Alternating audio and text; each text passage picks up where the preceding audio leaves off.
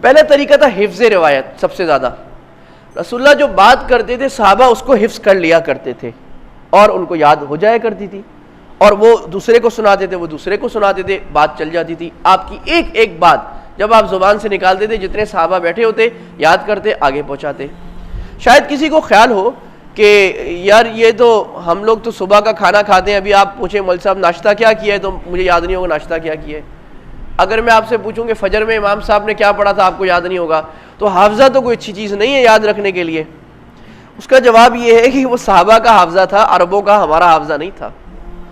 اس زمانے میں what's app بھی نہیں ہوتا تھا, انٹرنیٹ بھی نہیں ہوتا تھا جو حافظے کا ستیہ ناش مارتا ہے, بلکہ اس زمانے میں خالص فضا ہوتی تھی, خالص غذائیں ہوتی تھیں, خالص علم ہوتا تھا, فوکسڈ کام کرتے تھے لوگ.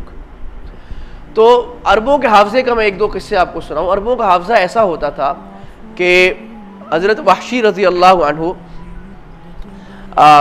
یہ جنہوں نے حضرت حمزہ کو شہید کیا تھا, حضرت وحشی جب مسلمان ہو گئے تو یہ بہت بوڑھے ہو گئے, دمشق میں بیٹھے تھے.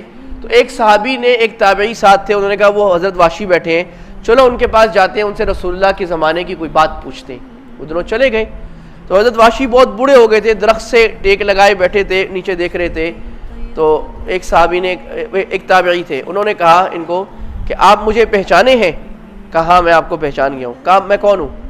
کہا کہ جب تم پیدا ہوئے تھے تو مجھے کپڑے میں لپیٹ کے تمہیں دیا گیا تھا کہ میں تمہیں دودھ پلانے والی دائیا کو دے آؤں, تو میں نے تمہارے پاؤں دیکھے تھے, اور یہ پاؤں وہ پاؤں ہیں جو میں نے اس وقت دیکھے تھے تمہاری پیدائش پہ, اور ان پاؤں ان کو یاد تھے.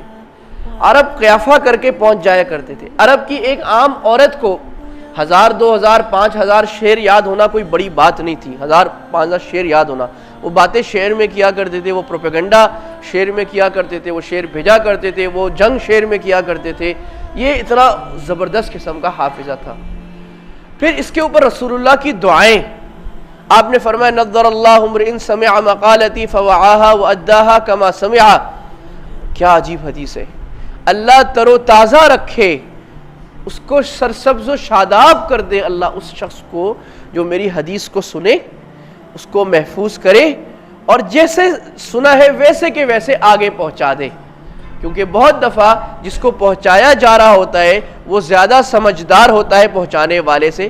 فرب مبلغ او عام سامع, کہ ایک آدمی کو صرف حدیث یاد ہے, اس نے اگلی پہنچا دی, لیکن جس کو پہنچائی وہ عالم ہے, وہ مفتی ہے, وہ فقیہ ہے, اس نے اس حدیث سے 10 مسئلے نکالے, وہ حدیث آگے لوگوں میں بیان کی, تو آپ نے فرمایا آگے پہنچاؤ.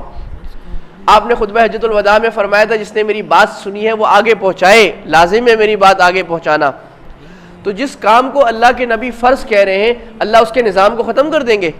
اللہ کے نبی فرما رہے ہیں اللہ تر و تازہ رکھے اس آدمی کو جو میری حدیث آگے پہنچائے, تو اللہ اس کا نظام بھی پیدا کریں گے, صحابہ کو پیدا فرمائے. اور یہ فضیلت آج ہمارے لیے بھی ہے. ہم کوئی حدیث سنیں, بھائی آج جیسے بیان میں حدیث سنی, اب آپ اپنے گھر والوں کو سنائیں, جا کر آپ اپنی دفتر میں سنائیں, تو اللہ ہمارے چہرے کو قیامت میں جب چہرے مرجھائے ہوں گے تر و تازہ رکھے گا. علماء نے فرمایا 40 حدیثیں ہر آدمی کو یاد ہونی چاہیے. کتنی بھائی؟ اگر جو 40 حدیثیں یاد کر لے گا وہ اس فضیلت میں آ جائے گا کہ اللہ اس کے چہرے کو قیامت میں اور دنیا میں بھی تر و تازہ رکھیں گے. اللہ کے نبی کی دعا اس کو لگے گی. تو بھائی 40 حدیثیں تو ہمیں یاد ہونی چاہیے کم سے کم. اب اس کا کوئی نظم بنا لیں اپنے علاقے کے امام صاحب سے, یا کوئی ہفتے میں ایک کلاس رکھ لیں کہ بھائی 40 حدیثیں علماء نے کتابیں بھی لکھی, ہمیں یاد ہوں اور ہم آگے سنانے والے ہو جائیں اس کو. فضائل اعمال کی حدیث یاد کر لیں. ابو ہریرہ رضی اللہ عنہ نے فرمایا کہ رسول اللہ میں حدیث یاد کرتا ہوں بھول جاتا ہوں بعض دفعہ. تو رسول اللہ نے فرمایا اپنی چادر دو.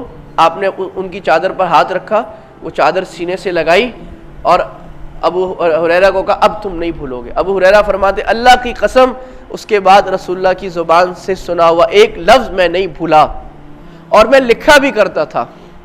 چنانچہ مروان نے ایک دفعہ امتحان لیا. مروان مدینہ کے گورنر تھے, بعد میں خلیفہ بنے. جب مدینہ کے گورنر تھے تو ابو ہریرہ کی مجلس میں رضی اللہ عنہ مسجد میں آ کر حدیث سنا کرتے تھے. اب یہ کلچر تھا کہ بادشاہ امیر ہر ایک وہ علماء کو اپنے سر کا تاج سمجھتا تھا. جب تک مسلمان قوم علماء فقہا کو اپنے سر کا تاج سمجھے گی, ان کو لیڈر سمجھے گی, ان کی رہنمائی میں چلے گی, مسلمانوں کی ترقی ہوگی. جب مسلمان ان کو سمجھیں گے کہ مولوی کو کچھ پتہ نہیں، ہمیں پتہ ہے سودی نظام کے بغیر کام نہیں ہوگا، تو وہ امت برباد ہوتی چلی جائے گی۔ یہ اللہ نے امت کا نظام رکھا ہے۔ تو مروان جب خلیفہ بنے تو ان کو خیال ہوا کہ ابو ہریرہ کا میں امتحان لوں۔ انہوں نے ابو ہریرہ سے کہا امیر المؤمنین، اور بڑی عزت سے کہ جی مجھے کچھ حدیثیں سنائیں۔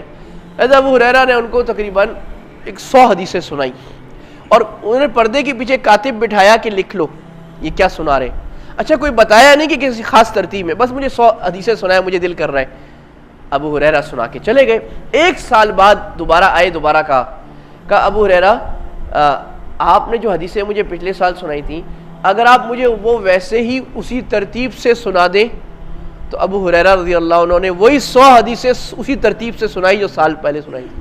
میں اگر 3 حدیثیں آپ کو ابھی سناؤں، آپ کل مجھے بولیں کہ اس ترتیب سے سنائیں۔ آپ کوئی بات کریں، آپ میں سے کوئی بات کریں، میں کل بولوں وہ بات جو آپ نے کل کی تھی ویسی ہی کریں، آپ نہیں کر سکتے۔ تو اللہ نے جن صحابہ کو رسول اللہ کی بات کے دل میں رکھنے کے لیے اور آگے پہنچائے رکھا تھا، ان کا حافظہ بڑا طاقتور کمزور کیا تھا، مضبوط کیا تھا۔